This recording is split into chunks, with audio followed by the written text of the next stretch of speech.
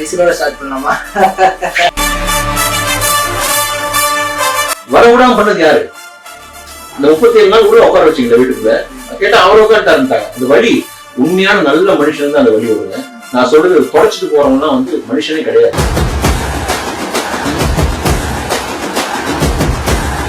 என்ன மாதிரியான பிளான்ஸ் இருக்கு சார்? இல்ல பிளான்ஸ்ன்றது எதுவும் கிடையாது. எங்களுக்கு மெயினா என்னன்னா வந்து எங்க லீடர் ஜெயிக்கணும்.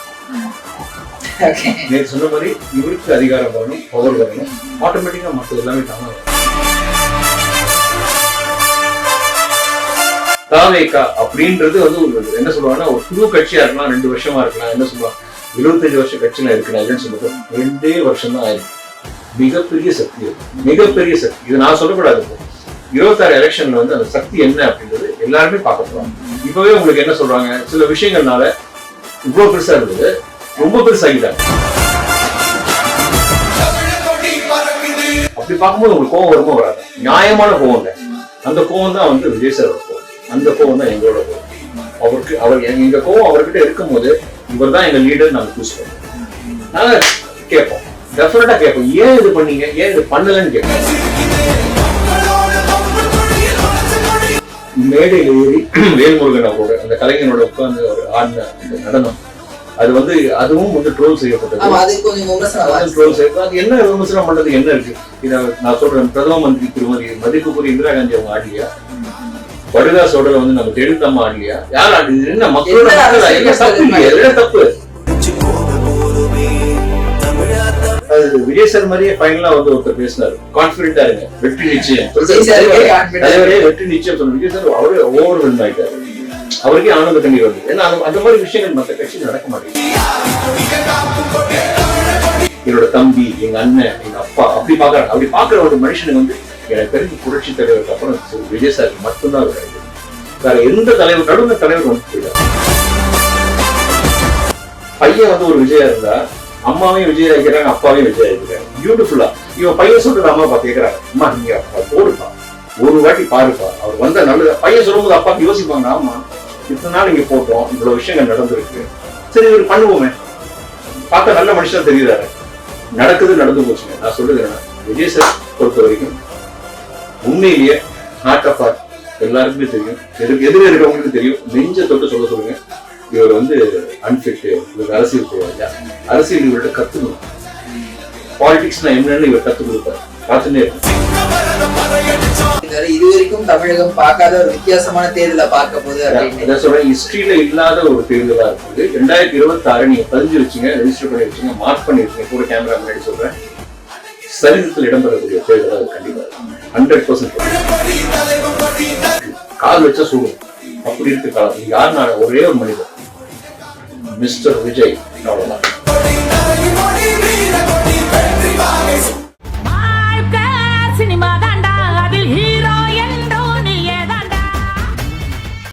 மதுரை வாழாளர்களுக்கு வணக்கம். நான் உங்க நவீன். இன்று நம்முடைய வந்து ஒரு சூப்பரான கெஸ்ட் தான் நினைச்சிருக்கேன். இவரை பத்தி சொல்லணும்னா ஒரு நடிகர், அதை தாண்டி வந்து சோசியலா பல விஷயங்கள் வந்து பண்ணிட்டு இருக்காரு. ட்ரெஸ் மூலியமா பல பேருக்கு வந்து உதவி பண்ணிட்டு இருக்காரு. சமூக ஆர்வலர், இப்படி சொல்லிட்டே போலாம். ஆனா அதுல ரொம்ப முக்கியமான விஷயம் வந்து நம்ம டிவிகேவினுடைய உறுப்பினர் இருக்கக்கூடிய நடிகர் ஜீவா ரவி சார் தான் நம்ம நினைச்சிருக்காரு. வணக்கம் சார். வணக்கம் சார். விசிலோட ஸ்டார்ட் பண்ணலாமா?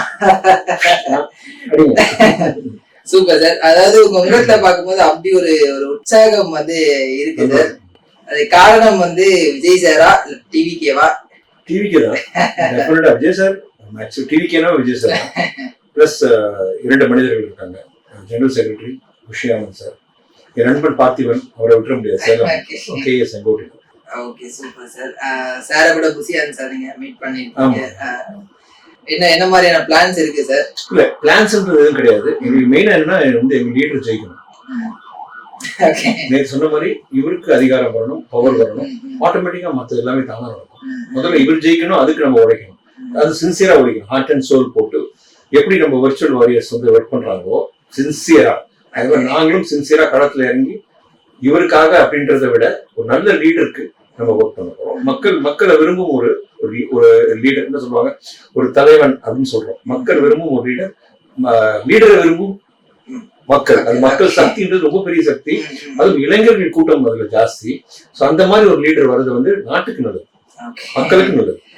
ஃபர்ஸ்ட் ஆஃப் ஆல் உங்களுக்கு பெரிய ஒரு கங்க்ராச்சுலேஷன் சார். ஏன்னா ஒரு நடிகர் கட்சி ஆரம்பிக்கிறாரு, நீங்களும் ஒரு நடிகரா இருக்கீங்க, பல படங்களை நடிச்சிட்டு இருக்கீங்க. இப்போ திரைத்துறை யாரோட கண்ட்ரோல்ல இருக்கு அப்படின்னு நமக்கு தெரியும். மேபி இது வந்து உங்க கரியர் கூட பாதிக்கலாம். பட் எல்லாத்தையும் தாண்டி ஒரு நல்ல தலைவன் பண்ண நான் நிக்கணும் அப்படின்னு ஒரு டிசிஷன் எடுத்திருக்கீங்களா சார்? அதுக்கே பெரிய வாழ்த்து.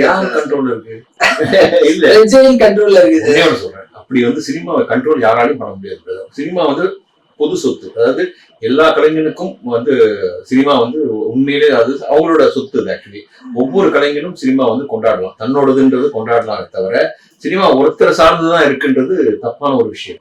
பட் அது வந்து ஒரு நிறுவனம் வந்து கண்ட்ரோல் வச்சிருக்கு அப்படின்னு அந்த பேச்சு வந்து அடிபட்டு இருக்கு. ஒரு நிறுவனம் கண்ட்ரோல் வச்சிருக்கு. காரணம் வந்து இந்த தியேட்டர் பிரச்சனை, இந்த மாதிரி பிரச்சனைலாம் நிறைய இருக்குன்றாங்க. பட் இருந்தாலும் நான் என்ன சொல்றேன்னா, இது ஒரு குடும்பம், கலை குடும்பம். ஒரு குடும்பத்துக்குள்ள 1000 பிரச்சனை இருக்கும். வரும் சித்தப்பா பெரியப்பா இந்த மாதிரி பிரச்சனைகள் நிறைய வரும். அதே சமயத்துல அததான் வந்து இந்த மாதிரி தப்புகள் தவறுகள் நடக்க கூடாது அப்படின்றதுக்காக தான் இவர் வராது. சோ இனி அந்த பிரச்சனை நீங்க சொல்றது இருக்காது. அண்ட் மோரோவர் வந்து அந்த பிரச்சனை இனிமே என்ன சொல்றோம், ஒவ்வொரு கலைஞனுக்கும் அந்த பொறுப்பு இருக்குங்க. இந்த மாதிரி வரும்போது நம்ம வந்து வாய்ஸ் கொடுக்கலாம். ஏன் சார் இப்படி நடக்குது, ஏன் இது? ஏன்னா ஒரு படைப்பு அப்படின்றது ரொம்ப பெரிய விஷயம் சார். ஏன்னா இதுல பாதிக்கப்பட போறது ஒரு ஆள் மட்டும் இல்ல, 60-65 குடும்பம் 70 குடும்பம் இதுல அடங்கி இருக்கு. அண்ட் கலைஞர்கள், படைப்பாளிகள் ஏகப்பட்ட பேர் இருக்காங்க.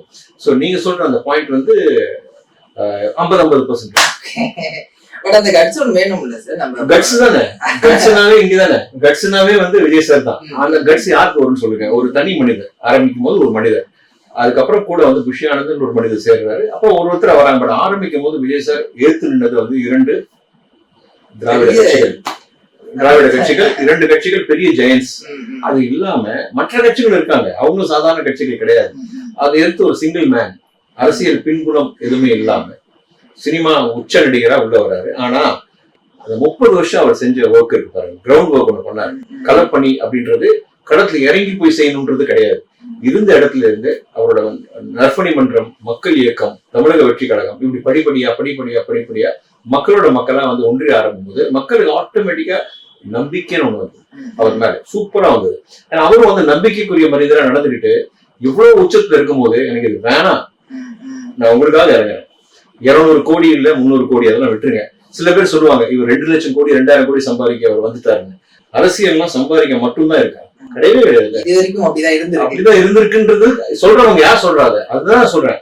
பட் நான் வந்து சொல்றதுன்னா இது புனிதமான உன்னதமான ஒரு சேவை, மக்கள் சேவைன்றது அதை கொச்சப்படுத்துறாங்க. அது ரொம்ப தப்பு. அதை பண்றதுக்கு தாவேக்கா வரல. தாவேக்கா வந்தது வந்து உன்னதமான அந்த சேவையை மக்களுக்கு உண்மையா கொண்டு போய் சேர்க்கணும். அவங்களோட நலன் என்ன, அவங்களுக்கு என்னென்ன இல்லை. இவ்வளவு பெரிய 75 வருஷம் கட்சி, 80 வருஷம் கட்சி அப்படின்னும் போது ஏன் சில விஷயங்கள் நடக்க மாட்டேங்குது? எங்க நடக்கக்கூடாது அதெல்லாம் நடக்குது. அதெல்லாம் தேவையில்லாத விஷயம். இதெல்லாம் நடக்காம ஒரு கிளீனான ஒரு கவர்மெண்ட், அதாவது சுத்தமான ஒரு அரசியல்வாதியா நாங்க எல்லாருமே டீசென்ட் பாலிட்டிஷியன், சுத்தமான ஒரு நல்ல அரசியல்வாதியா, உண்மையான மக்கள் தலைவனா, மக்களுக்கு வரப்போகிற என்ன சொல்லுவாங்க 2026ல தாவேக்கா அப்படின்றது வந்து என்ன சொல்லுவாங்கன்னா ஒரு புது கட்சியா இருக்கலாம், 2 வருஷமா இருக்கலாம். என்ன சொல்லுவாங்க 75 வருஷம் கட்சியில இருக்கிறேன் இல்லைன்னு சொல்லுறது 2 வருஷம் தான் ஆயிருக்கு. மிகப்பெரிய சக்தி அது, மிகப்பெரிய சக்தி. இது நான் சொல்லக்கூடாது. 26 எலெக்ஷன்ல வந்து அந்த சக்தி என்ன அப்படின்றது எல்லாருமே பார்க்க போறாங்க.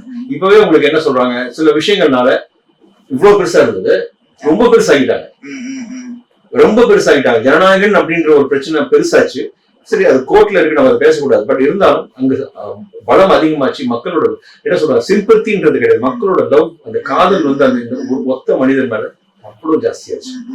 ஏன் இவரை மட்டும் போய் இப்படி நோண்டுறாங்க அப்படின்னும் போது இது எல்லாமே நாங்க எடுத்துக்கிறதுக்கு ஜெயிக்கிறதுக்கான அறிகுறி. ஓகே சார், அது கிளீன் கவர்மெண்ட், ஒரு உண்மையான கவர்மெண்ட் அப்படின்னு சொல்லி மேபி இப்ப இருக்கக்கூடிய பொலிட்டீஷியன்ஸ்க்குலாம் அந்த வார்த்தையே கொஞ்சம் நெடுநாளா இருக்கு அப்படின்ற மாதிரி. நம்ம நடக்கிற சம்பவங்கள் எல்லாம் பார்க்கும்போது நம்மளுக்கு இரிட்டேட்டிங்கா இருக்குங்க. நம்ம வந்து சரி இவங்க எல்லாரையும் நம்ம வந்து விரும்பி நம்ம ஓட்டு போட்ட தலைவர்கள் தான் இருக்காங்க, இல்லைன்னு சொல்லு, அதுல எந்த மறுப்பும் கிடையாது. ஆனா நடக்கிற ஒவ்வொரு விஷயம் பார்க்கும்போது ஏன் நம்ம இவங்களுக்கு இது பண்ணோம், இவ்வளவு பொறுப்பு இல்லாம இருக்காங்க, ரெஸ்பான்சிபிலிட்டி இல்லாம, அது எவ்வளவு ஒருத்தர் சொல்லும் போது இவ்வளவு சம்பாதிச்சாங்க, இவ்வளவு பணம் இருக்குது, இல்ல இவ்வளவு பணம் இன்வால்வ் போது ஒரு இடத்துல மக்கள் எவ்வளவு கஷ்டப்படுறாங்க. வீடு இல்ல, சாப்பாடு இல்ல, அடிப்படை வசதி இல்ல, எதுவுமே இல்ல. அடிப்படை வசதி ஒரு டாய்லெட்டுங்க, ஒரு கழிவறை, இதெல்லாம் இல்ல. ஒரு இடத்துல பாத்தீங்கன்னா பணம் எங்கெங்கயோ விளையாடுது, என்னென்னமோ பண்ணுது. அப்படி பார்க்கும்போது உங்களுக்கு கோவம் வருமா வராதா? நியாயமான கோவம் இல்ல. அந்த கோவம் தான் வந்து விஜய் சாரோட கோவம், அந்த கோவம் தான் எங்களோட கோவம். எங்க கோவம் அவர்கிட்ட இருக்கும் போது இவர் தான் எங்க லீடர் நாங்க சூஸ் பண்றோம். நாங்க கேட்போம், டெஃபினட்டா கேட்போம், ஏன் இது பண்ணீங்க, ஏன் இது பண்ணலன்னு கேட்போம். இருக்கு மே மாசம் பாத்துக்கலாம் இல்ல இருக்கு, அவ்வளவுதான் சொல்றேன். இருக்கு இருக்கு சார். அதே மாதிரி நேத்து 3வது ஆண்டு விழா வந்து கொண்டாடினாங்க. பல விஷயங்கள் வந்து விஜய் சார், எனக்கு ரொம்ப பிடிச்ச விஷயம் வந்து இந்த கட்சியினுடைய முதன்மை தொண்டன் அப்படின்னு தான் வந்து தன்னை அவர் வெளிப்படுத்தினார். கட்சி தலைவன் அதெல்லாத்தையும் தாண்டி முதல் தொண்டன் அப்படின்னு விஷயம் எத்தனை தலைவர்கள் அப்படி சொல்லுவாங்கன்னு எனக்கு தெரியல சார். அதுவே ஒரு புதுமையா இருந்துச்சு. ஒரு ஆட்சி மாற்றத்தை தாண்டி ஒரு அரசியல் ரீதியாவே ஒரு மாற்றத்தை நோக்கி போயிட்டு இருக்கா சார். அவர் கிளீனா நேற்று பார்த்ததுல அவர் கிளீனா காமிச்சது நாங்க ஒரு குடும்பம்ன்றது அவர் காமிச்சாரு.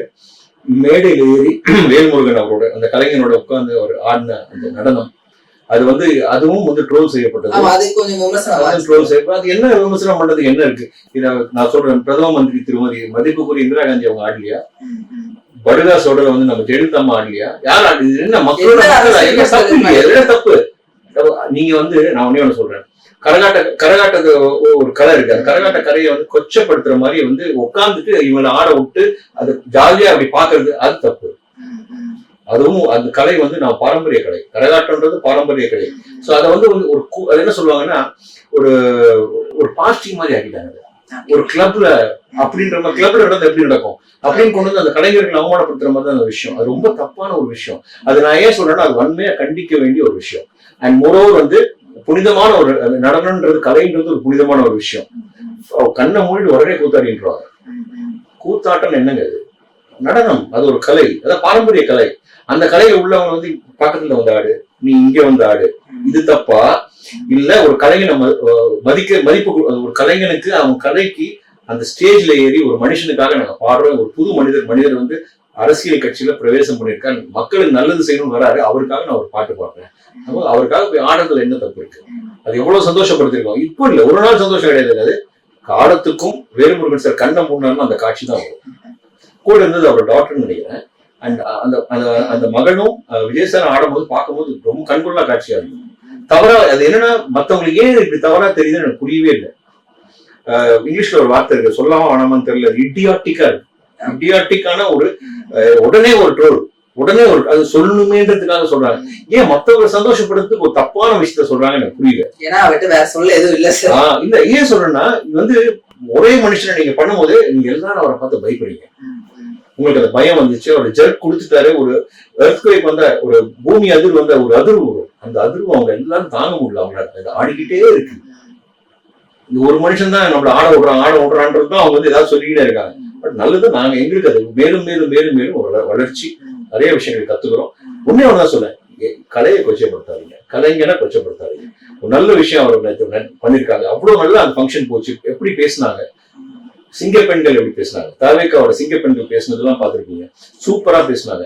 பேசினா வந்து விஜய் சார் மாதிரியே ஃபைனலா வந்து ஒருத்தர் பேசினாரு, கான்பிடென்டா இருங்க, வெற்றி நிச்சயம், வெற்றி நிச்சயம் சொன்ன விஜய் சார் அவரு ஓவர்வெல்ம் ஆயிட்டாரு. அவருக்கே ஆனந்த கண்ணீர் வருது. ஏன்னா அந்த மாதிரி விஷயங்கள் மற்ற கட்சியில் நடக்க மாட்டேங்குது. ஏன்னா அந்த பாண்டிங் இல்லை.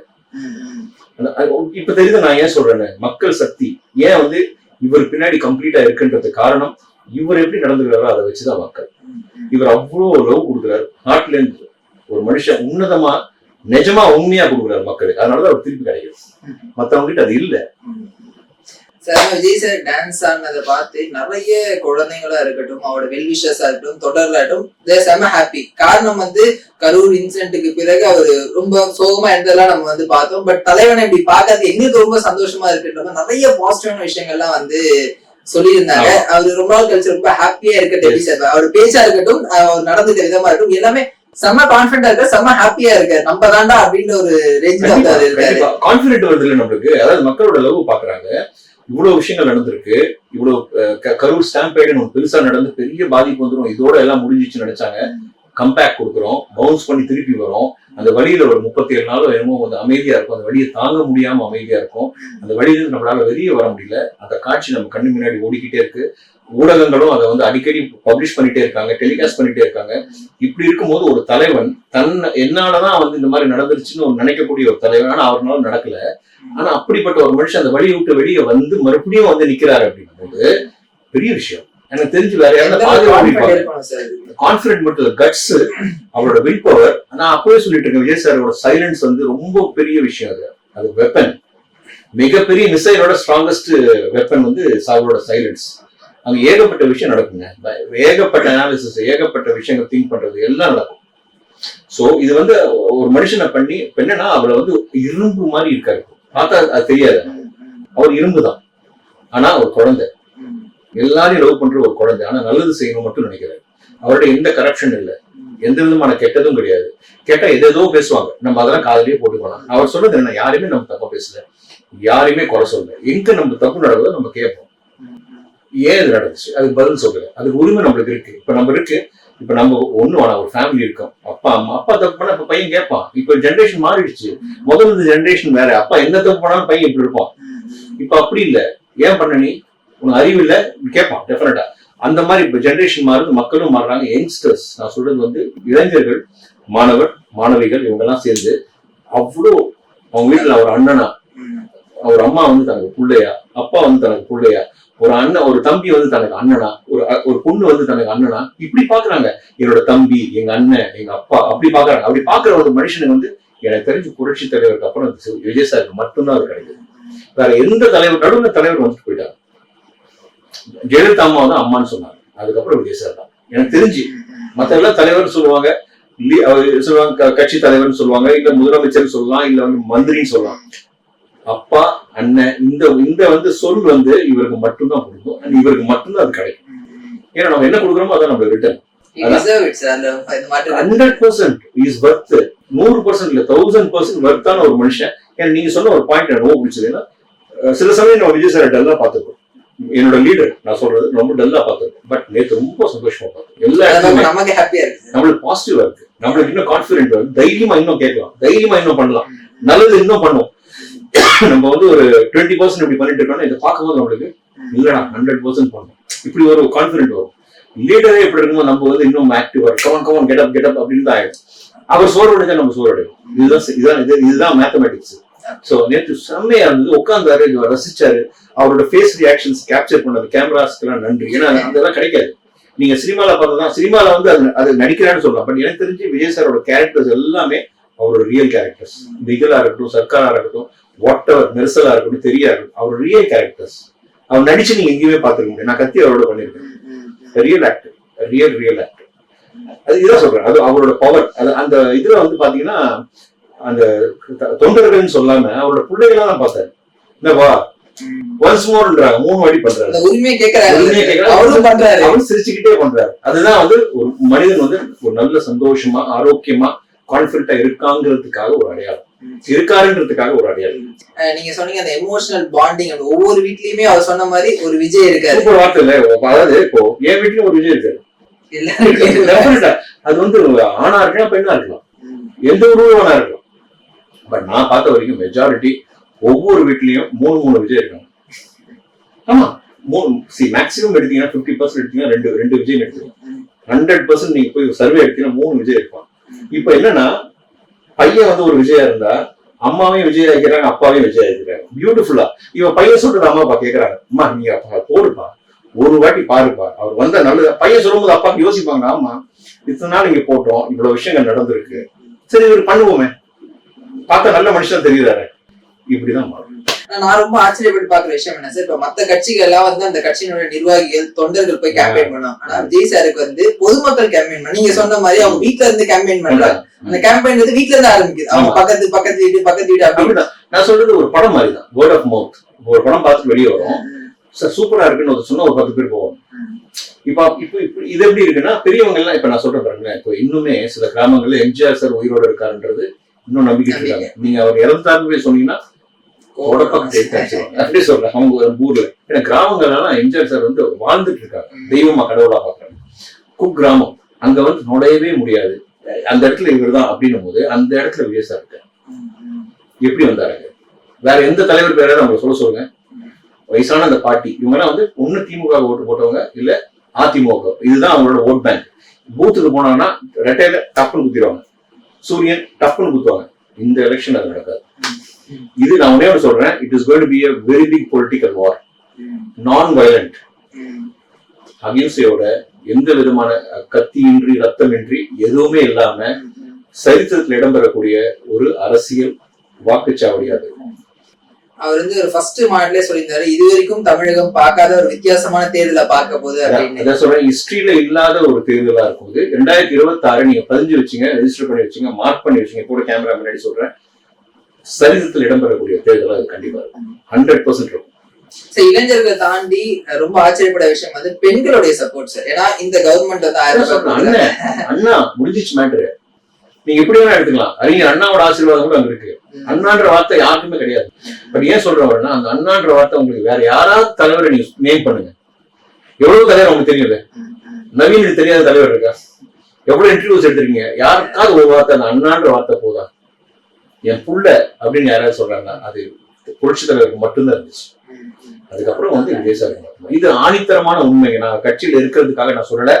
விஜய் சார் தனியா எடுத்து இப்படி வச்சிருங்க. கண்ணை மூடிட்டு ஒரு பொது மனுஷனை நான் சொன்னேன்னா, எம்ஜிஆர் சாருக்கு அப்புறம் அது விஜய் சார் தான். இளைய தளபதிக்கு மட்டும்தான் அந்த அன்பு. மேபி வந்து அவரோட எதிரிகளுக்கு இது கூட ஒரு மிகப்பெரிய கொஸ்டினா இருக்கு. நம்ம இவ்வளவு தொல்லை கொடுக்குறோம், இவ்வளவு வந்து டிஃபேம் பண்றோம், இவ்வளவு விஷயம் இருந்தாலும் சப்போர்ட் மட்டும் குறையவே மாட்டோம். எப்படி இந்த மனுஷனுக்கு கூட இவ்வளவு சப்போர்ட்ன்ற ஒரு இது சப்போர்ட் தோன்றது இல்ல. சரி, இப்படி தோணலாமே. இந்த மனுஷன் வந்து இவ்வளவு நல்லது பண்ணு நினைக்கிறாங்க, ஏன் நம்ம திருப்பி பண்ணக்கூடாது? இவ்வளவு தூரம் நம்ம பண்ண அந்த தாட் இருக்காது இல்ல. அதுதான் விஜய் சாருக்கும் அவங்களுக்கு இருக்கிற டிஃபரன்ஸ். ஓகே சார், இது எல்லாமே இதுக்கப்புறம் அவர் என்ன மாதிரி விஷயங்கள் பண்ண, ஏன்னா ஒரு 3 மாசம் தான் இருக்கு. ஏன்னா அவர் மேல இருக்கக்கூடிய குற்றச்சாட்டு என்னன்னா, ரொம்ப லேட்டா வந்து மக்களை சந்திக்கிறாரு. ஒரு 30 days once 20 days once மக்களை சந்திக்கிறாரு. அது மட்டுமே போதுமானதா இல்ல?